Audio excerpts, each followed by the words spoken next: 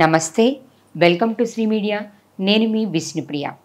మనం భక్తి కార్యక్రమంలో చాలా కార్యక్రమాలు ఇప్పటివరకు చేశాం. దీంట్లో చాలామంది వ్యూవర్స్ ఈ మధ్య కాలంలో ఎక్కువగా ఆసక్తి చూపిస్తున్న విషయం అరుణాచలం గిరి ప్రదక్షిణ. నిజం చెప్పాలి అంటే సోషల్ మీడియా ప్రభావం వల్ల అరుణాచలంలో గిరి ప్రదక్షిణాలు పెరిగిపోయినాయని, అరుణాచలానికి వెళ్ళే వాళ్ళ సంఖ్య పెరిగింది అని అదే సోషల్ మీడియాలో కూడా చెప్తున్నారు. సరే, what ever it may be, ఇవన్నీ పక్కకు పెడదాం. అరుణాచలం గురించి ప్రత్యేకమైన విషయాలు, అసలు అరుణాచలానికి ఉన్నటువంటి ప్రత్యేకత, గిరి ప్రదక్షిణ ఎందుకు చేస్తారు, ఎప్పుడు చేస్తారు, ఎలా చేయాలి, ఇలాంటి విషయాలన్నీ కూడా ఇప్పుడు సవివరంగా తెలుసుకుందాం. మనతో పాటు ఉన్నారు గురువుగారు, శ్రీని గురువుగారు. గురువుగారి గురించి 2 మాటలు చెప్తాను. సహజంగా మన జీవితంలో ఒక మంచి ఉద్యోగం వచ్చి, ఓ మంచి శాలరీ ఉండి లైఫ్ సెట్ అయిపోతే చాలు, ప్రతి సామాన్యుడు అలానే అనుకుంటాడేమో.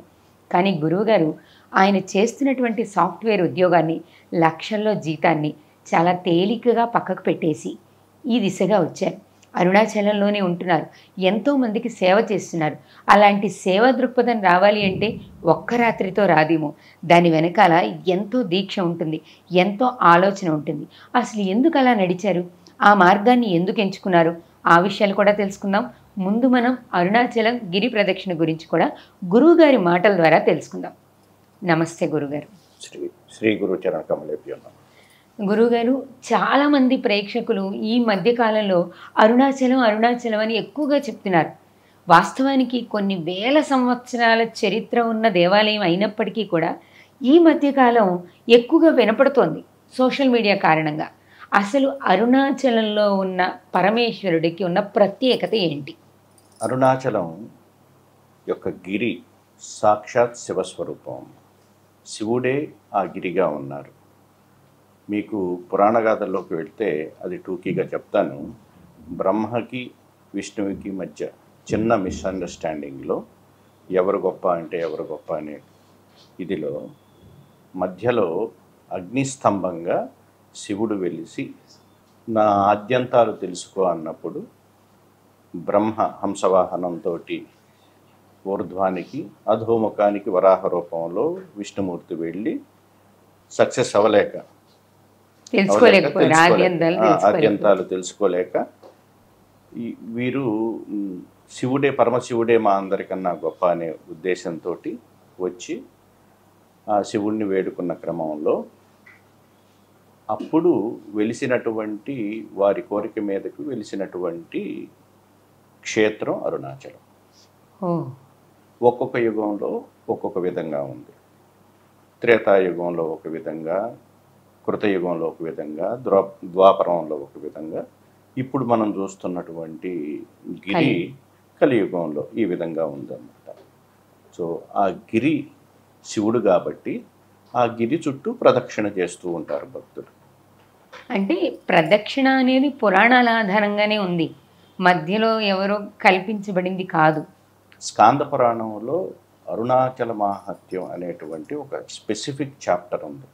అరుణాచల మాహత్యంలో ఏమి జరిగింది, ఆ అరుణాచల మాహత్యం ఏంటి, శివుడు ఎలా ఉద్భవించాడు, ఇక్కడ శివుడు ఎలా ప్రకటించబడ్డాడు, ఆ బ్రహ్మ విష్ణువులో కథ అంతా ఉందన్నమాట.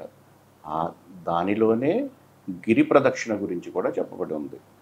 స్పెసిఫిక్గా అరుణాచలం చుట్టూ గిరి ప్రదక్షిణ ఎలా చేయాలి, ఎప్పుడెప్పుడు చేయాలి అనేది, ఏ తిథిలో ఎలా చేస్తే దాని యొక్క పుణ్య ఫలితం వస్తుంది అనేది, ఏ వారం చేస్తే అనేది కూడా వివరించబడి ఉంది. అదేవిధంగా స్పెసిఫిక్గా ఇంకా ఏ పుణ్యకార్యాలు చేస్తే మంచిదనేది కూడా అరుణాచల మాహాత్మ్యంలో చెప్పబడి ఉంది. స్పెసిఫిక్గా అన్నదానం చేస్తే మంచిది, అరుణాచలంలో గిరి ప్రదక్షిణ చేస్తే మంచిది అనేది చెప్పబడి ఉంది. గిరి ప్రదక్షిణ సహజంగా ఏ టైం అనేది ఉంటుందా గురుగారు? మేము విన్నంత వరకు చాలామంది రాత్రిపూట కూడా గిరి ప్రదక్షిణ చేస్తూ ఉంటారు. వాస్తవంగా మనకి రాత్రి సమయం అనేది ఒక పూజకి కొంచెం నిషిద్ధమైనటువంటి సమయం అని మనం చెప్పుకుంటుంటాం కదా. ఎవరు ఏ దేవాలయాలు, చిన్న చిన్న దేవాలయాల్లో ఒక నైట్ 8 తర్వాత అట్లా దేవాలయాలు ఉండవు కదా. మరి అలాంటప్పుడు ఎక్కువ సంఖ్యలో రాత్రిపూట ప్రదక్షిణ ఎందుకు చేస్తున్నారు? అసలు ప్రదక్షిణ ఏ సమయంలో చేస్తే మంచిది? ప్రదక్షిణ ఏ సమయంలో అయినా చేయొచ్చు. మనం గుడి అనేటువంటి ఉన్నప్పుడు అది దానికి ప్రాకారం, దానికి ద్వారం అవన్నీ ఉంటాయి, క్లోజ్ చేస్తారు కాబట్టి మనకి ప్రదక్షిణ చేసే అవకాశం ఉండదు. ఇది గిరి కాబట్టి ఓపెన్గా ఉంటుంది కాబట్టి ఎప్పుడైనా చేయొచ్చు. ఆయనే శివుడు కాబట్టి ఎప్పుడైనా కానీ ప్రదక్షిణ చేయవచ్చు. అందరూ నైట్ టైం ఎందుకు చేస్తున్నారంటే సౌకర్యంగా ఉంటుందని, ట్రాఫిక్ ఉండదు కాబట్టి నైట్ టైం ఎక్కువ చేస్తున్నారు అన్నమాట. ఆ విధంగా చేస్తున్నారు. ఎప్పుడైనా చేయొచ్చు, దానికంటూ స్పెసిఫిక్గా ఏ టైమింగ్ ఏం లేదు. చాలామంది బ్రహ్మముహూర్తం మంచిది కదా అని ఉదయాన్నే చేసేవాళ్ళు ఉంటారు. సౌకర్యం కోసం ట్రాఫిక్ లేకుండా ఉంటుందని చెప్పి నైట్ టైం చేసేవాళ్ళు ఉంటారు. ఇప్పుడు గిరి ప్రదక్షిణ అనేది ఇప్పుడు మీరు చెప్పిన విధానం ప్రకారం అరుణాచలమే పరమేశ్వరుడు, ఆ కొండే పరమేశ్వరుడు కాబట్టి గిరి ప్రదక్షిణ అనేది అరుణాచలానికి ప్రత్యేకంగా. కొండే శివలింగం. సృష్టిలో మొట్టమొదటిసారిగా శివుడు తనను తాను నేను అన్న ప్రకటించుకున్నటువంటి ప్రదేశమే అరుణాచలం. సృష్టిలో మొదటి శివలింగం అరుణాచలం, మొట్టమొదటి శివలింగం. అవునండి. ఇప్పుడు శివుడు కైలాసంలో ఉండేది అది వారి యొక్క అత్తగారి హిమవంతుడు కూతురు కదా పార్వతీదేవి, అక్కడ వారి అత్తగారి నివాసంలో ఉన్నారు. తనకై తాను ఉద్భవించినటువంటి క్షేత్రం అరుణాచలం. మొట్టమొదటి అతిపెద్ద శివలింగం కూడా అది, పెద్ద కొండ రూపంలో పరమేశ్వరుడు. అందుకోసమని మనం గిరి ప్రదక్షిణ అనేది చేస్తాం. ఇక అరుణాచలంలో మరో ప్రత్యేకమైన విషయం ఏంటంటే మన పౌర్ణమికి జ్యోతి వెలిగించడం అనేది జరుగుతుంటుంది కదా గురుగారు, దానికి ఏంటి ప్రత్యేకత? ఆ సాంప్రదాయం ఎలా వచ్చింది? ఆ సాంప్రదాయం పురాణాల నుంచి ఉందమ్మా, అప్పటి నుంచి ఉంది, అది అలానే వస్తుంది. కార్తీక మాసంలో కార్తీక పౌర్ణమి రోజున గిరిపైన ఒక అగ్నిదీపాన్ని వెలిగిస్తారు. అది 11 రోజుల పాటు ఉంటుంది. ఆ 11 రోజుల పాటు పౌర్ణమి రోజు వెలిగించిన తర్వాత 11 డేస్ ఉంటుందన్నమాట. 11 డేస్ తర్వాత దాన్ని తీసివేస్తారు. ఇది సాంప్రదాయంగా వస్తుంది, పురాణాల్లో ఉంది. అది అగ్నితత్వానికి ప్రతీకగా, పంచభూత లింగాల్లో అరుణాచలం అగ్నిలింగం, అందువల్ల దానికి ప్రతీకగా అలా కార్తీక పౌర్ణమి రోజు వెలిగించే సాంప్రదాయం వేల సంవత్సరాల నుంచి ఉంది. ఇప్పుడు మీరు చెప్పారు ఏ తిథి రోజు ఏ వారం రోజు ప్రదక్షిణ చేసినా దానికి తగ్గ ఫలితం ఉంటుందని. కానీ గురువుగారు సమాజంలో పౌర్ణమి రోజు ప్రదక్షిణలే ఎక్కువ చూస్తున్నాం. చాలాసార్లు పౌర్ణమికి ఎక్కువ మంది సంఖ్యలో రావడం జరుగుతుంది. పౌర్ణమికి గిరి ప్రదక్షిణకి ఉన్న సంబంధం? పౌర్ణమి రోజు చంద్రుడు పూర్ణమైనటువంటి కళలతో ఉంటారమ్మా, కాబట్టి అందరూ పౌర్ణమి అది అనాదిగా వస్తుంది. ఆ ఆచారాన్ని అందరూ సహజంగా తమిళనాడులో అయితే అమావాస్య వాళ్ళకి విశిష్టత, కానీ ప్రత్యేకించి గిరి ప్రదక్షిణకి పౌర్ణమిని ఎన్నుకున్నారనమాట. అది సాంప్రదాయంగా వస్తుంది, అలానే చేస్తారు. అలా కాకుండా ఏ తిథుల్లో చేస్తే ఎలా ఉంటుంది, ఎంత ఉపయోగం ఉంటుంది అనేది కూడా శాస్త్రం చెప్పబడింది. అదేవిధంగా ఏ వారాలు అయితే మంచిది అనేది కూడా చెప్పబడింది. అన్ని రోజులు మంచియే, పౌర్ణమి విశిష్టతగా ఉంటుంది. మనకి పౌర్ణమి రోజు వీలు కానప్పుడు మిగతా రోజుల్లో కూడా మనం గిరి ప్రదక్షిణ చేసుకోవచ్చు. ఆ రోజే కావాలి అని మనం ఎక్కువగా వెళ్ళాల్సిన అవసరం అయితే లేదు. ఏ రోజు చేసినా మంచిదే, ఏ రోజు చేసినా మంచిది. అరుణాచలంలో చేసే ప్రతి కార్యక్రమానికి, అంటే మనం అరుణాచలంలో చేసే ఒక చిన్న దానం, ఓ చిన్న పూజ, ఓ చిన్న అభిషేకం, ప్రతి దానికి ఓ ప్రత్యేకత ఉంటుంది అంటారుగా గురువుగారు. ఆ ప్రత్యేకత ఎలా వచ్చింది? ఏం చేస్తే ఎలాంటి ఫలితాలు ఉంటాయి? ఏ క్షేత్రం, అరుణాచలంలో అనే కాదండి, ఏ క్షేత్రంలో అయినా, క్షేత్రం అంటేనే అక్కడ దేవతలు తిరిగారు, దేవుడు ప్రతిష్ఠించబడ్డాడు అనేది అర్థం. అటువంటి క్షేత్రాల్లో పుణ్యమైనటువంటి కార్యక్రమాలు, అన్నదానం చేస్తేనో దానం చేస్తేనో ఏ మంచి పని చేసినా కానీ అది యాంప్లిఫై అవుతుంది, మల్టిప్లై అవుతుంది. అదేవిధంగా చెడు చేసినా కూడా యాంప్లిఫై అవుతుంది. కాబట్టి క్షేత్రాలు, ప్రత్యేకించి అరుణాచల మహాత్మ్యంలో, అరుణాచలంలో అన్నదానం చేస్తే ఏమిటి విశిష్టత, ఎంత గొప్పది అనేది నారద మహర్షి చిత్రకేతు అనే మహారాజుకు చెప్తూ, కాశీలో 1,00,00,000 మంది బ్రాహ్మణులకి పెట్టిన భోజనం యొక్క ఫలితం అరుణాచలంలో ఒక్కళ్ళకి భోజనం పెడితేనే సరిపోతుంది, అంత పుణ్యం వస్తుంది అనేది కూడా స్పెసిఫిక్గా నారద మహర్షి చిత్రకేతు మహారాజు చెప్తారనమాట. స్కంద పురాణంలోని అరుణాచల మహాత్మ్యంలో ఉంది ఈ కథ. కాబట్టి దీన్ని ఎగ్జాంపుల్గా తీసుకుంటే ఏ చిన్న మంచి పని చేసినా కూడా అరుణాచలంలో ఎంతో విశేషమైనటువంటి ప్రతిఫలం కలుగుతుంది. ఈ గిరి ప్రదక్షిణలో మధ్యలో ఉన్నటువంటి ఆ లింగాలు, దేవాలయాలు సందర్శించి వెళ్ళాలి, ఖచ్చితంగా సందర్శించే వెళ్ళాలి అని కొంతమంది చెప్తున్నారు కదా గురువుగారు. మరి రాత్రిపూట సందర్శన అనేది వీలు పడదు కదా, ఇది ఎలా అభివర్ణిస్తారు? రాత్రిపూట చేసే వాళ్ళకి ఆ టెంపుల్స్ క్లోజ్ అయి ఉంటాయి కాబట్టి తర్వాత రోజు చక్కగా వాళ్ళ వెహికల్లో వెళ్ళి దర్శనాలు చేసుకోవచ్చు. అప్పుడే ప్రదక్షిణ చేసేటప్పుడే ఖచ్చితంగా ఆ లింగాన్ని దర్శించాలని శాస్త్రంలో లేదు. ఆ అష్టలింగాలని ఎప్పుడైనా దర్శనం చేసుకోవచ్చు. అష్టలింగాలతోటి పాటు ఇంకా ఎడిషనల్గా సూర్యలింగం, చంద్రలింగం ఉంటుందన్నమాట. ఇవన్నీ మనం తర్వాత రాత్రిపూట ప్రదక్షిణ చేసేవాళ్ళు అవును. వీలు పడకపోతే తర్వాత అవును. దర్శనం చేసుకోవడానికి ఉంటుంది. అవును. గురుగారు ఈ మధ్య కాలంలో మేము బాగా విన్న విషయం ఏంటంటే, అసలు ఈ గిరి ప్రదక్షిణ అనే సాంప్రదాయం లేదు. ఈ మధ్య వచ్చిన ప్రవచనకర్తలు వీళ్ళందరే దాన్ని బాగా పాపులర్ చేశారు. అందుకే జనాలు ఎక్కువ సంఖ్యలో వెళ్తున్నారు అనే వాదన కూడా వినిపిస్తుంది. దీనికి ఏం సమాధానం చెప్తారు? ఇది అపోహ అండి. చక్కగా గిరి ప్రదక్షిణ గురించి స్కాంద పురాణంలో అరుణాచల మహత్యంలో చాలా వివరంగా వివరించబడి ఉంది. అంతేకాకుండా సాక్షాత్ అరుణాచలేశ్వరుడే గిరి ప్రదక్షిణకు వస్తాడనమాట సంవత్సరంలో 2 సార్లు. వారే ఉత్సవమూర్తిగా వారే గిరి ప్రదక్షిణకు వస్తారు. ఓహో! అంతేకాదు ఇప్పుడు ప్రవచనకర్తలు ఇప్పటి వాళ్ళు కదా మీరు మాట్లాడేది. ఇంతకుముందు రమణ మహర్షి ఎప్పటి వారు కూడా గిరి ప్రదక్షిణ చేశారు. అరుణాచలం అనగానే మనకి గిరి ప్రదక్షిణతో పాటు గుర్తొచ్చే మరో ముఖ్యమైన విషయం రమణ మహర్షి. రమణ మహర్షి ఆశ్రమం. ఆయన జీవనం అక్కడే కొనసాగింది అని. ఇది ఎక్కడైనా పురాణాల్లో కానీ లేకపోతే కథల్లో కానీ చెప్పబడిందా గురువుగారు? రమణ మహర్షి అరుణాచలాన్ని ఎందుకు ఎంచుకున్నారు ఆయన జీవన గమనానికి అంత్యదశ వరకు అక్కడే ఉండాలి అని? రమణ మహర్షి వారు చిన్నతనంలో నాయనార్లు పుస్తకం చదువుతూ దానికి ఇన్స్పైర్ అయ్యి అరుణాచలం గురించి తెలుసుకొని అలా వచ్చేసి ఇక్కడే స్థిరపడి కొండ మీద ధ్యానం చేసుకొని అక్కడ వారి అద్వైత స్థితిని అనుభవించి వేదాంతాన్ని 10 మందికి ప్రచారంలో పెట్టారనమాట. ఆ విధంగా రమణ మహర్షుల వారు ప్రపంచ ప్రఖ్యాతి చెందినటువంటి పెద్ద గురువు. అందుకోసం ఆ ప్రదేశాన్ని అవును. ఎంచుకున్నారు. అవును. ఈ గిరి ప్రదక్షిణ చేస్తున్న సందర్భంలో కోరికలు కోరుకోకూడదు అని కొంతమంది ప్రవచనకర్తలు కూడా చెప్తున్నారు. కానీ మనిషి సహజ సిద్ధంగానే కోరికతోనే ప్రతి పని చేస్తాడు కదా! దీనికి కూడా ఆన్సర్ అరుణాచల మహాత్యం చదివితే తెలుస్తుందమ్మా. కోరికలు కోరుకోనే అరుణాచలం రావచ్చు అనేది వివరంగా ఉందన్నమాట.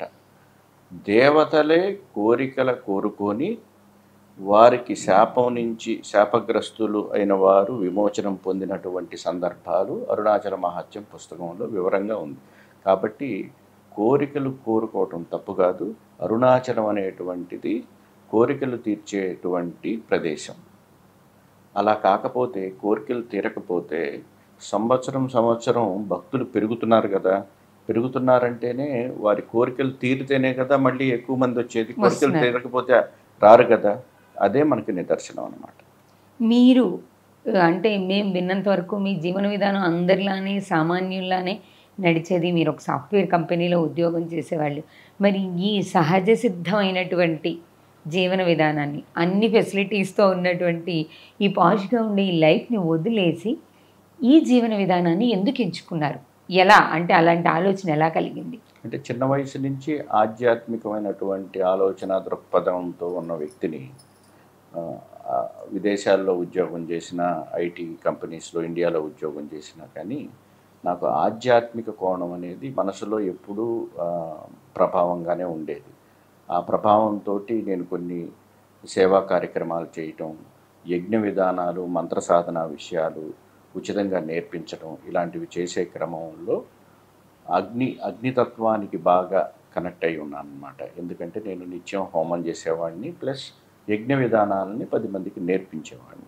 ఆ విధంగా అరుణాచలం రావటం, అక్కడ స్థిరపడటం, అరుణాచలంలో ఆశ్రమాన్ని స్థాపించడం, అక్కడ నిత్యాన్నదానం జరిగే విధంగా ఈరోజు ఆ అరుణాచలేశ్వరుని కృప, నా గురుదేవుల కృపతోటి ఈ విధంగా ఆశ్రమం నడుస్తుంది. అరుణాచలాన్ని ఎందుకు ఎంచుకున్నారు గురుగారు? ఏదైనా ప్రత్యేక కారణం గానీ, ప్రత్యేక సంఘటన గానీ ఉందా మీ జీవితంలో? నేను అంటే అగ్నితత్వం అనేది నాలో ప్రభావంగా ఉండేది. నేను నిత్యాగ్నిహోత్రం చేసేవాడిని. అదేవిధంగా నిత్యాగ్నిహోత్రాన్ని 10 మందికి నేర్పించేవాడిని. అరుణాచలం అనేది అగ్నితత్వంతో కూడినటువంటి క్షేత్రం. కాబట్టి అది ఒక బేస్ క్యాంప్ లాంటిది అనమాట. సో ఫైనల్గా అక్కడికి పుల్ చేయబడ్డాను. అక్కడ ఏమేమి నిర్వహిస్తున్నారు గురువుగారు? అంటే మీకు ఒక ఆశ్రమం ఏర్పాటు చేసుకోవడం అలా ఉంటుంది గదా!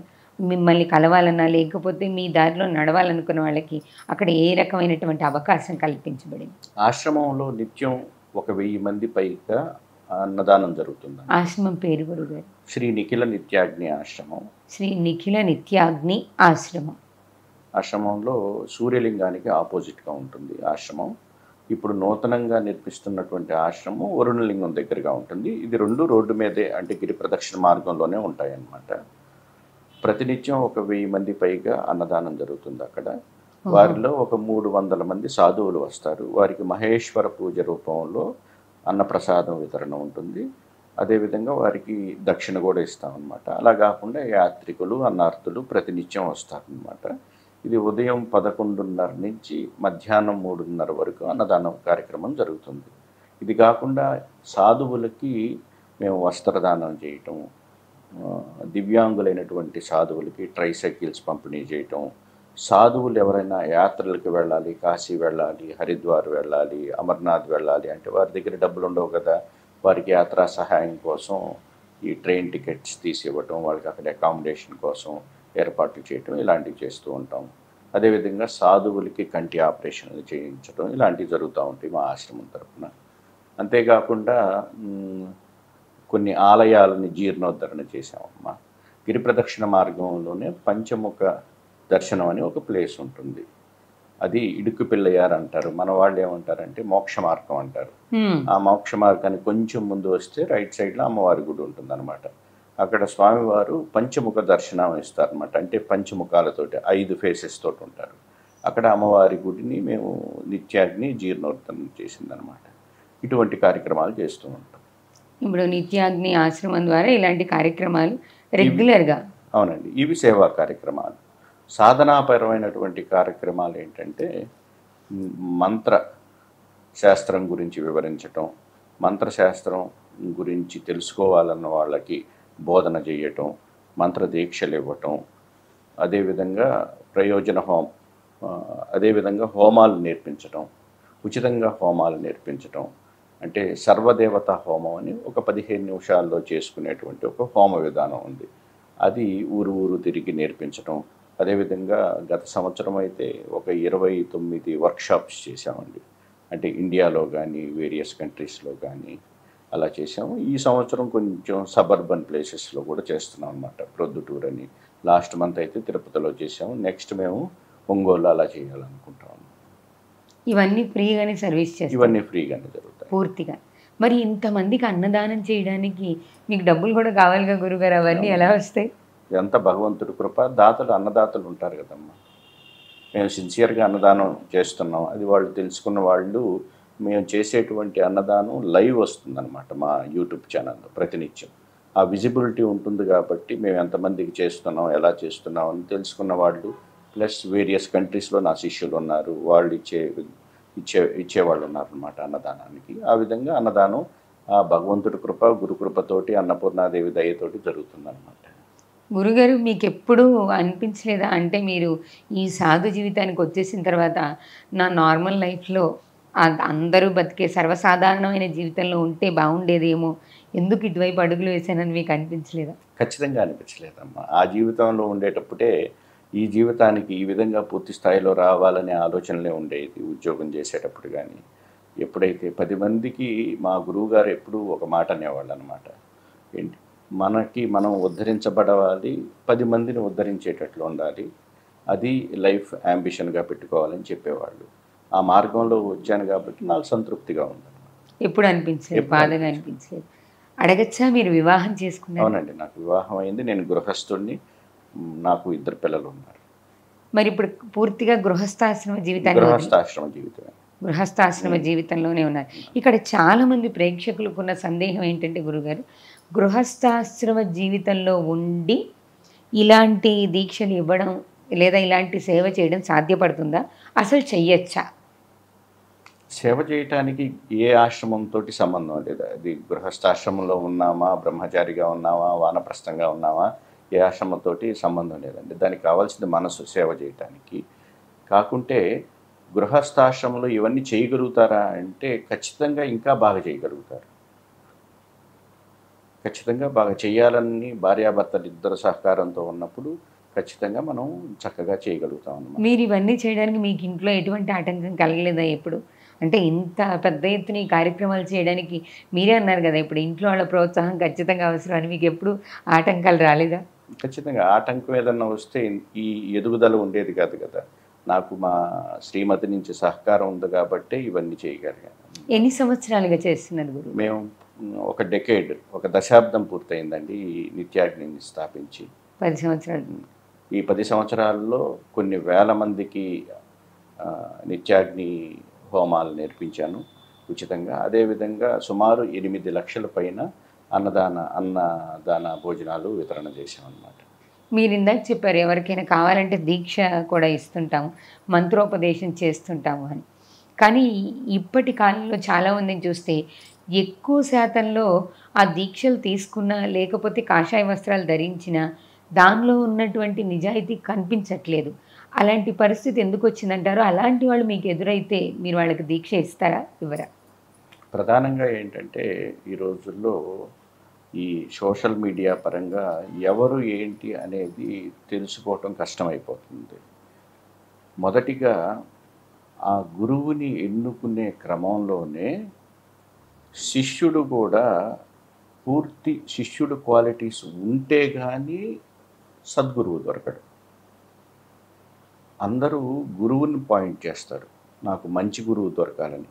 మనలో పూర్ణమైనటువంటి శిష్యుడు క్వాలిటీస్ ఉన్నాయా లేవో మనం చెక్ చేసుకోవాలి.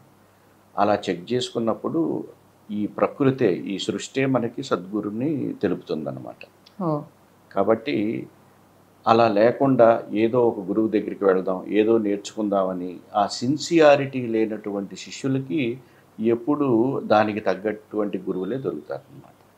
సిన్సియారిటీగా ఉన్నటువంటి, హానెస్టీగా ఉన్నటువంటి, సాధన చేయగలిగినటువంటి శక్తి, దానికి టైం బడ్జెట్ చేసుకోగలిగిన వ్యక్తులకి ఖచ్చితంగా సద్గురువులే దొరుకుతారు.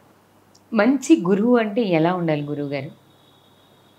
మంచి గురువు, సద్గురువుకి ఉన్నటువంటి లక్షణాల్లో తన యొక్క శిష్యులని బిడ్డల్లాగా చూసుకోవాలి. ప్రధానంగా అంత ప్రేమగా ఉండేట, అతని యొక్క ఉన్నతికి తను ఎలా తన గురువు దగ్గర నుంచి అన్ని విద్యలు నేర్చుకొని మోక్ష మార్గం వైపు ఎన్ని మెట్లు ఎక్కామా అనేది అతనికి తెలుస్తుంది కాబట్టి ఆ గురువుకి. అదేవిధంగా తన శిష్యులను కూడా ఆ మార్గంలో తీసుకువెళ్ళేటువంటి దానికి పాటుపడేటువంటి వారినే సద్గురువు అంటారు. ఈ లక్షణాలు ఉన్నవాళ్ళు సద్గురువులు. ఇప్పుడు మీరు చెప్పారు కదా, మోక్షం అంటే ఏంటి గురువుగారు? మోక్షం అంటే ఒక సింపుల్గా అందరికీ అర్థమయ్యే భాష, అర్థమయ్యేటువంటి ఒక విధానం చెప్తాను. జనరల్గా మనకి మోక్షం అంటే మన వాళ్ళందరూ సినిమాల్లో చూసి మోక్షం అంటే ప్రాణం వదిలేసి దేవుళ్ళు అట్లా కలిసిపోవటం అని అనుకుంటారు. ఆత్మీయులైన దేవుళ్ళలో కలిసి. ఇది సినిమా నాలెడ్జ్. అలా కాకుండా ఈ సృష్టిలో ఎన్నో లోకాలు ఉన్నాయి. ఏ లోకంలో కూడా ఒక ఉపాధిలో ఉండకూడదు. అది మోక్షం అంటే. ఇప్పుడు మనం మానవుడిగా ఉన్నాం, పుణ్యకార్యాలు చేసాం, ఏమవుతుంది? దేవత అవుతాం. నెక్స్ట్ దేవత అవుతాం. ఎప్పుడైతే పుణ్యం క్షయిస్తుందో మళ్ళీ మనుషులం అయిపోతాం. అది అప్పుడు కూడా దేవత అయినంత మాత్రం మోక్షం వచ్చినట్టు కాదు. ఏ లోకంలో కూడా ఉపాధి ఉండకూడదు. ఈ ఆత్మ పరమాత్మలో లీనమై ఉండాలి. అదే మోక్షం. ఎక్కడా సంచరించకుండా, అది పాపలోకం, పుణ్యలోకం, దేవలోకం ఎవరి కంటికి కనిపించకూడదు. ఏ దేవత కంటికి కూడా కనిపించకూడదు. అది పరమాత్మ తత్వంలో ఉండాలన్నమాట. అదే మోక్షం. అదే నిజమైన మోక్షం. గురుగారు, మీరు చాలా సాధన చేసి ఉంటారు. నిత్యం మీరు అగ్నిహోత్రం చేస్తుంటారు, యజ్ఞం చేస్తుంటారు కదా. ఇంత పెద్ద ప్రక్రియలో సామాన్య మానవుడికి ఒక సమస్య వస్తే, ముఖ్యంగా కోపాన్ని జయించడం, ప్రతి సామాన్యుడికి ఇప్పుడు ఎదురుగుండా ఉన్న అతిపెద్ద ప్రశ్న ఏంటి అంటే కోపాన్ని జయించడం. ఆ ఒక్క విషయాన్ని జయిస్తే జీవితాన్ని జయించినట్టే. కలికాలంలో కోపాన్ని జయించడానికి వాళ్ళు నిత్యం చేయాల్సిన పనులేంటి? నిత్యం సులభంగా చేసుకునేటువంటి పని ఏదైనా ఉందంటే మినిమం ఒక 15 నిమిషాలు ధ్యానం చేయాలి. కొంచెం మనసు మీద కంట్రోల్ వస్తుందన్నమాట. ఏదో ఒక స్పిరిచువల్ యాక్టివిటీ చేయాలి, ఏదో ఒక రిచువల్ చేయాలి. అది పూజ చేయటం కానీ, ఏదైనా మంత్రపఠనం కానీ, స్తోత్ర పఠనం కానీ, లేదు ఏదైనా జపం చేయటం కానీ, ఇది మనసు మీద ప్రభావాన్ని చూపించి న్యాచురల్గా తన యొక్క కోపాన్ని తగ్గించే విధంగా చేస్తుంది. ధ్యానం చేయటం వల్ల మనసు ప్రశాంతత ఏర్పడుతుంది, చికాకు తొలుగుతుంది. కోపం ఎందుకు వస్తుంది? ఏదో ఒక చికాకు ఉంటేనే కదా. ఆల్రెడీ ఎగ్జిస్టింగ్ చికాకు ఉండి దాని మీద నచ్చనటువంటి విషయం ఎదుటి వాళ్ళు చెప్పినప్పుడు, ఆ పరిస్థితి ఏర్పడినప్పుడు కోపం వస్తుంది. కాబట్టి ఆ ఎగ్జిస్టింగ్ చికాకు లేకుండా ఉండాలి అంటే ఎంతో కొంత సాధన చేయాలి. ఆ సాధన లేకుండా అయితే ఇది జరగదు. కాన్షియస్గా నేను కోపం తగ్గించుకోవాలి, లేదు ఎదుటి వాళ్ళు చిరాకు పుట్టించినప్పుడు నేను అప్పుడు రియాక్ట్ కాకుండా, నేను ఇప్పుడు నాలో కోపం రాబోతుంది, ఈ కోపాన్ని నేను అణిచివేసుకోవాలి అని ఆ ఇంద్రియ నిగ్రహం ఉన్నప్పుడు న్యాచురల్గా ఆ ప్రాక్టీస్ కొన్ని రోజులకి కోపాన్ని తగ్గించి వేస్తుంది. అంటే ధ్యానం చేయడం ద్వారా మనం కోపాన్ని ఖచ్చితంగా కంట్రోల్లో పెట్టడానికి సాధ్యపడుతుంది. కోరిక గురుగారు, ఇప్పుడు ఎంత పూజలు చేస్తున్నా భగవంతుడి ముందు కోరిక సర్వసాధారణంగా తల్లినో తండ్రినో అడిగినట్టు భగవంతుడిని కోరుకుంటాం. కానీ మనిషి తనలో ఉన్న కోరికల్ని జయించలేక కోరికల కారణంగానే తప్పులు చేస్తూ తప్పుదారిలో నడుస్తూ ఉంటాడు. ఆయనకు అది తెలిసినా దాన్ని ఆపుకోలేని స్థితిలో ఉండొచ్చు. అలాంటి కోరికల్ని జయించాలి అంటే ఏం చేయొచ్చు? ధర్మబద్ధమైనటువంటి కోరికలు ఎప్పుడు తప్పు కాదమ్మా. ధర్మబద్ధమైనటువంటి కోరికలు తీర్చుకోమనే శాస్త్రం కూడా చెప్తుంది. మీరు ఎన్నో స్తోత్రాలు చూసుంటారు, ఫలశ్రుతి ఉంటుంది, ఈ స్తోత్రం చదివితే ఇది కలుగుతుంది అని. అంటే కోరికే కదా అక్కడ చెప్పింది. ఆ కోరికను తీర్చుకోవడం తప్పు కాదు. అనవసరమైనటువంటి కోరికలు అంటే ధర్మబద్ధం కాకుండా అధర్మబద్ధమైన కోరికలు అది ఎప్పటికీ ఆ విషయ వాంఛలు ఎప్పుడైనా కానీ ఇబ్బంది పెడతాయి. వాటిని కంట్రోల్లో పెట్టుకోవాలి. అలాంటి బద్ధమైన కోరికలు రాకుండా ఉండాలి మనిషిలోకి అంటే ఏం చేయాలి? శాస్త్రం భగవద్గీతలో కూడా స్వామివారు ఏం చెప్పారంటే, ఎప్పుడైతే బయట విషయాలు, విషయ వాంఛలు బయట చూస్తామో ప్రతిదీ మన మనస్సు తీసుకుంటుంది. ఇప్పుడు ఎదుటివాడు మంచి సెల్ ఫోన్ కొనుక్కున్నాడు అనుకోండి, కొత్త ఫోన్ వచ్చింది, ఏదో వచ్చింది అని అనుకున్నారనుకోండి, నాకు కూడా ఉంటే బాగుండు, అది చూడలేదనుకోండి, ఫస్ట్ దాని మీద ఆ ఆలోచనే రాదన్నమాట. కాబట్టి మనం పరిధిని మనం మితం చేసుకోవాలి. మనకి ఏది అవసరం, ఎంతవరకు అవసరం, అది మన ఆర్బిట్లో ఉందా లేదా, అది దాటిపోకుండా ఉండాలన్నమాట. అలా విషయ వాంఛల్ని, ఇంద్రియాలని కొంచెం నిగ్రహం చేసుకోవాలి. తద్వారా కోరికలు తగ్గుతాయి. ముందైతే వాటి మీద సెల్ఫ్ కంట్రోల్ ఉండాలి. మనకు అవసరమా కాదా అని పరిజ్ఞానంతో ఆగగలగాలి. ఇప్పుడు నాకు ఎవరో పెద్ద కారు, బెంజ్ కారు చూశాను అనుకోండి, అది నాకు నేను అది కొనుక్కోగలనా లేదా, నాకు అవసరమా లేదా అనేది అతనికి తెలిసి ఉండాలి. అది మన పరిధిలో ఉందా లేదా. లేదు ఏదో లోన్ పెట్టుకొని కొనుక్కున్నాం అనుకోండి, ఆ తర్వాత ఏమవుతుంది, కష్టాలు, నష్టాలు, బాధలు అన్నీ స్టార్ట్ అవుతాయి అన్నమాట. ముందు అవసరమా లేదా, మన పరిధి అవునా కాదా, అక్కడితో మనం కోరికల్ని కొంతవరకు జయించవచ్చు. తర్వాత మనిషి బాగా బాధపడే విషయం గురువుగారు బాధ అంటే రకరకాలైనటువంటి బాధ. మనకు కావాల్సిన వాళ్ళని ఎవరినైనా దూరం చేసుకున్నప్పుడు కలిగే బాధ, లేకపోతే రకరకాల సంఘటనల వల్ల కలిగే బాధ. ఆ బాధలో చాలామంది వాళ్ళ జీవితాన్ని నాశనం చేసుకునే వాళ్ళు, జీవితాన్ని అంతం చేసుకునే వాళ్ళు కూడా ఉంటారు. ఆ సమయాన్ని దాటి వాళ్ళు బయటికి రాగలగడానికి ఏం చెయ్యొచ్చు ఆ క్షణాలు విపరీతమైన బాధ కలిగినప్పుడు? అందుకనే మన యొక్క పురాణాలు, వాంగ్మయాలు, భగవద్గీత ఇవన్నీ చదువుకుంటే వారు పురాణాల్లో ఏం రాసి ఉంది, శ్రీకృష్ణ భగవానుడు ఏం చెప్పాడు అనేది, సక్సెస్నైనా కానీ ఫెయిల్యూర్నైనా కానీ ఎలా తీసుకోవాలని వివరంగా శ్రీకృష్ణ భగవాన్ చెప్పాడు. మనకు బాధ ఎందుకు కలుగుతుంది? ఏదో ఒక ఫెయిల్యూరో లేదంటే ఏదో డిసప్పాయింట్మెంటో ఏదైనా జరిగితేనే కదా అది ఉద్భవించేది. మనం ఏదైతే సక్సెస్కి, సంతోషానికి ఎంత రియాక్ట్ అయ్యామో అదేవిధంగా న్యాచురల్గా కూడా డిసప్పాయింట్మెంట్ జరిగినప్పుడు కూడా రియాక్షన్ అలానే ఉంటుంది. సక్సెస్ని, ఫెయిల్యూర్ని సమదృష్టితోటి తీసుకొని స్వామివారికి సమర్పణ చేసినప్పుడు ఇది నాది కాదు, చేసేది చేయించేది వారే అన్న తత్వంలో ఎప్పుడైతే ఉంటామో దేనికి పెద్ద రియాక్షన్ ఉంటుందండి, అప్పుడు బాధ తగ్గుతూ ఉంటుంది. ఆ స్థాయికి వెళ్ళడానికి సాధన వెళ్ళడానికి చేయాలి. ప్రయత్నం చేయాలి. ఇప్పుడు ఈ సాధనలో మీరు మంత్రోపదేశాలు కూడా చేస్తుంటారు కదా గురువుగారు. మంత్రంలో చాలామందికి సందేహం ఉంది. ఇళ్లల్లో కూడా శ్లోకాలు చదువుతారు, స్తోత్రాలు చదువుతారు, లలితా సహస్రనామం అని, కాలభైరవ అష్టకం ఇవన్నీ చేస్తుంటారు కదా. ఆ మంత్రోచ్చారణ చేస్తున్నప్పుడు ఆ ఉచ్చారణలో లోపాలుంటే నిజంగా వాళ్ళకి శిక్ష ఉంటుందా? అంటే స్తోత్రాల్లో మీరనేది ఉదాత్త అనుదాత్తాలు ఎలా ఉండాలి అనేది అందరికీ సంస్కృతం తెలిసిన వాళ్ళకైతే తెలుస్తుందండి. మిగతా వాళ్ళైతే వాళ్ళ గురువు గారు చెప్పిన విధంగా చేసుకోవచ్చు. ఏదైనా కానీ మనం తెలియక తప్పు చేసినా కూడా మన ఇంటెన్షన్, మన భావన దేవుని యొక్క అనుగ్రహం కోసమో ప్రీతి కోసమో చేసేటప్పుడు ఎటువంటి నెగటివ్ ఎఫెక్ట్ ఉండదు. మన హిందూ ధర్మంలో ఎక్కడ ఒక భక్తుణ్ణి హింసించిన దేవత లేదు. నువ్వు తప్పు చదివావు కాబట్టి నిన్ను శిక్షిస్తున్నాను అన్న దేవత ఎక్కడా పురాణాల్లో లేదు, ఎక్కడా లేదు. కాబట్టి మనం మంచి ఇంటెన్షన్ తోటి, గుడ్ ఇంటెన్షన్ తోటి మనం ఎప్పుడైతే చేస్తామో అది తప్పు చదివినా కూడా ఆ దేవత స్వీకరించి మనం చేయగా అదే మనకు స్ఫురణ వస్తుందన్నమాట. ఎవరో ఒక రూపంలో ఇక్కడ నువ్వు తప్పు చదువుతున్నావు, ఇది కరెక్షన్ చేసుకో అని మీలాంటి వాళ్ళు చెప్పేవాళ్ళు ఉంటారు. ఏదో ఒక రూపంలో అది తెలిసే అవకాశం అయితే ఉంటుంది. అందరికీ తెలియదు కదా ఉదాత్త అనుదాత్తాలు, స్వరం ఎలా మార్చాలనేది. అది ఖచ్చితంగా వేద మంత్రాలకి అవసరం, స్తోత్రాల్లో అవసరం ఉండకపోవచ్చు. కాకపోతే ఎక్కడ బ్రేక్ చేయాలి, సంధి ఎక్కడ అనేది తెలియకుండా ఉంటుంది. అందరూ గురువులు చెప్పినవి ఉంటాయి కదా, వారిని అనుసరిస్తే సరిపోతుంది. ఫైనల్గా ఒక్క ప్రశ్న గురువుగారు. చాలామందికి అసలు చాలామంది ఆలోచనలో కూడా ఇది ఉంటుంది. నేను ధర్మబద్ధంగానే ఉన్నాను, నేను నా పని నేను సక్రమంగానే నిర్వర్తిస్తున్నాను, నాకు తెలిసిన పద్ధతిలో నేను పూజా విధానం సక్రమంగానే చేస్తున్నాను, అయినా భగవంతుడు నన్ను అనుగ్రహించట్లేదు, నాకు ఇప్పుడు బాధలే కలుగుతున్నాయి, నాకే ఎప్పుడూ కష్టాలు కలుగుతున్నాయి, అసలు వాడు ఎప్పుడూ కూడా చెయ్యెత్తి దండం పెట్టడు కానీ ఆయన బాగున్నాడు. ఇలాంటి భావన 90% మంది మనుషుల్లో కనిపిస్తూనే ఉంటుంది. మీరైతే ఇంకా ఎక్కువ చూస్తుంటారు, ఎక్కువ మందిని కలుస్తారు కదా.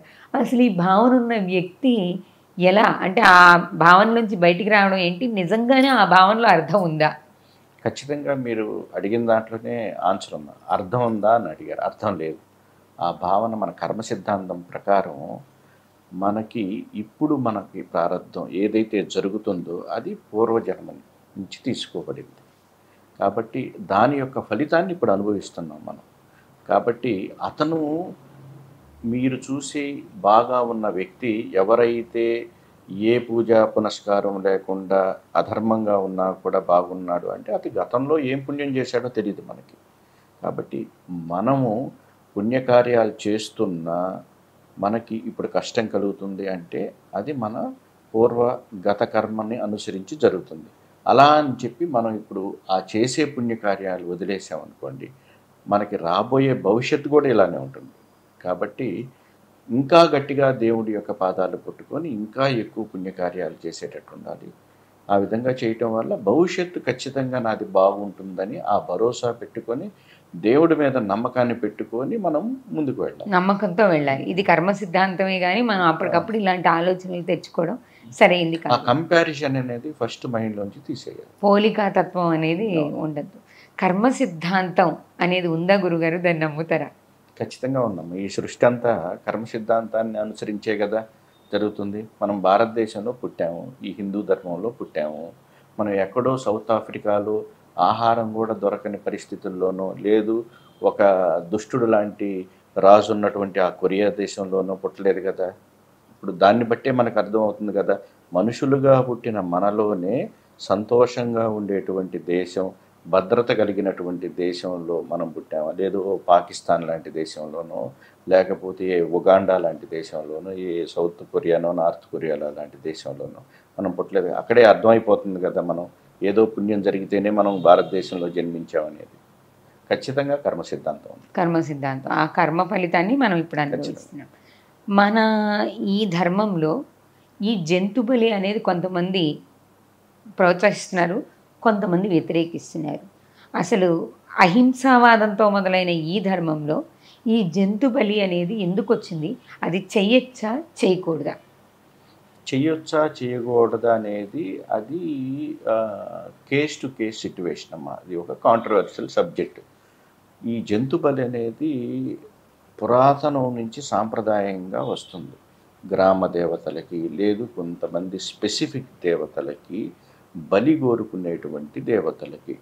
లలితా సహస్రనామంలో కూడా అమ్మవారికి బలిప్రియ అని ఉంది. ఓకే, ఇక్కడ ఏ బలి పెడుతున్నాం అనేది ప్రధానం. కొంతమంది జీవహింస చేసి ఆ మాంసాన్ని బలిగా పెట్టేటువంటి పద్ధతులు ఉన్నాయి. అది వామాచార పద్ధతి అనుకున్నాం. దక్షిణాచారంలో ఆ జంతు బలికి బదులుగా కూష్మాండ బలి ఇచ్చేది ఉందన్నమాట. ఇవి ఆ సాంప్రదాయాలను అనుసరించి ఉంటాయి. ఇది రైటా రాంగ్ అనే సబ్జెక్టులకు మనకు వెళ్ళకపోతే మనం అర్థం చేసుకోవాల్సింది ఏంటంటే ఇది తరతరాలుగా వస్తుంది, సాంప్రదాయబద్ధంగా ఉంది. కాబట్టి మనకి ఇష్టం లేకపోతే ఆ కోణానికి మనం వెళ్ళకూడదు. మనకి దక్షిణాచారంలో మనం చేసే పూజలు కాబట్టి మన పద్ధతిలో మనం చేసుకోవాలి. మాంసాహారాన్ని స్వీకరించే వ్యక్తులు, మాంసాహారాన్ని తినే వ్యక్తులు పూజకి, యజ్ఞానికి, యాగానికి అర్హత కలిగి ఉన్నట్టా లేనట్టా? అందరూ అర్హులేనమ్మా. మాంసాహారం తిన్నారు అని చెప్పి దేవుడు నేను నీకు అనుగ్రహించను అనేదానికి ఏదీ లేదు. మాంసాహారం భోజనం చేసినా కూడా వారిలో ఉన్న భక్తి ఇంపార్టెంటే కానీ, ఇప్పుడు మీకు నాయనార్ల కథ తీసుకుంటే కన్నప్ప తెలుసు కదా మీకు.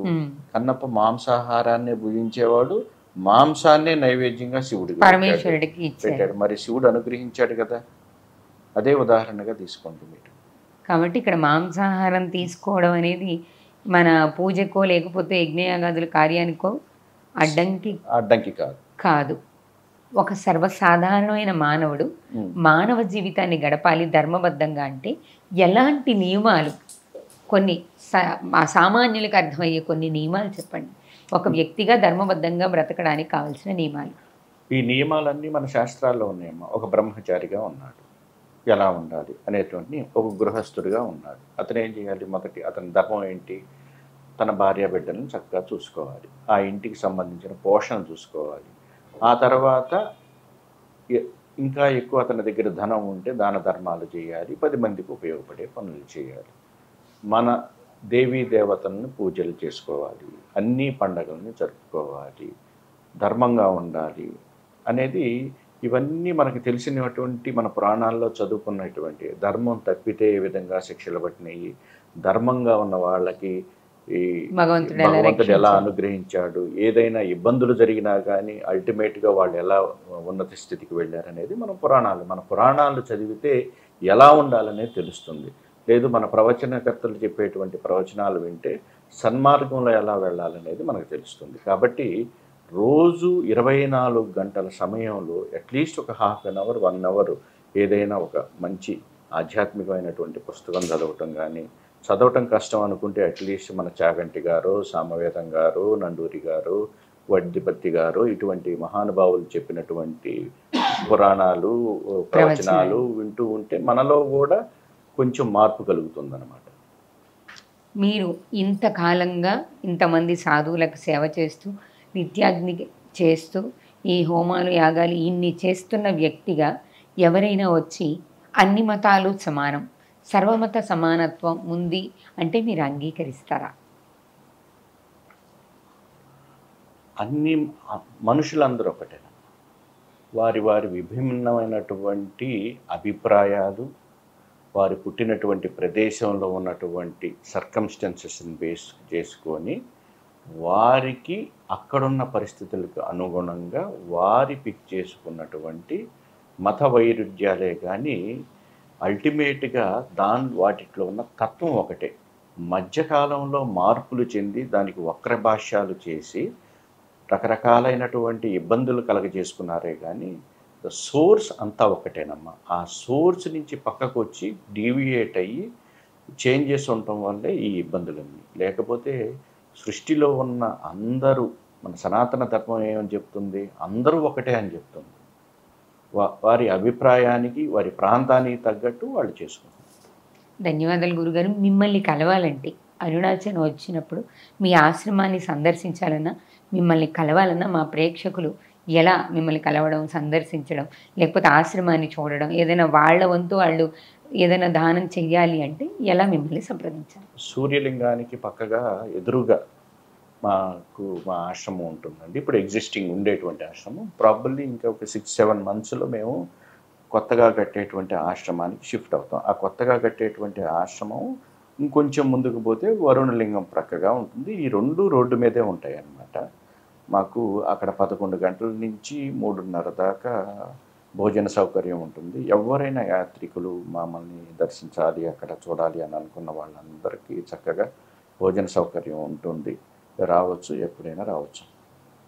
ధన్యవాదాలు గురువుగారు. చాలా చాలా మంచి విషయాలు చెప్పారు. శ్రీ ధన్యవాదాలు. గురుచరణ కమలేభ్యం. చూశారు కదా, మనకి తెలిసినంత మాత్రాన లేకపోతే తెలియనంత మాత్రాన ఏది అబద్ధం కాదు. ఈ మధ్య కాలంలోనే అరుణాచలానికి గిరి ప్రదక్షిణ పెరిగింది, ఇంతకు ముందు లేదు, ఇలాంటి వాదన లేవు.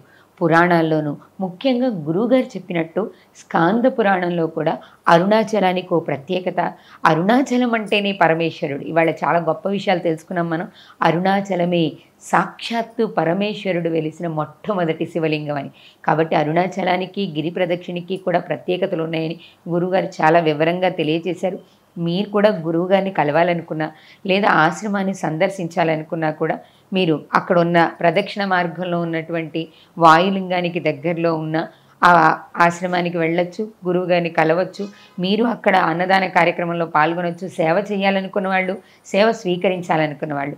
ఇక్కడ గొప్పగా చెప్పుకునే విషయం ఏంటి అంటే, సాధువులకి సన్యాసులకి కూడా ఆహారాన్ని ఇస్తూ వాళ్ళకి కావలసిన సదుపాయాలు కల్పిస్తూ ఓ గొప్ప మహత్తర కార్యం చేస్తున్నారు. ఇదే నిజంగా నిత్యాగ్ని. అలాంటి నిత్యాగ్ని ఇక్కడ జరుగుతుంది కనుక మీ వంతు సాయం మీరు కూడా అందించవచ్చు, సందర్శించవచ్చు. మరో అతిథితో మళ్ళీ కలుద్దాం. చూస్తూనే ఉండండి శ్రీ మీడియా. Thank you.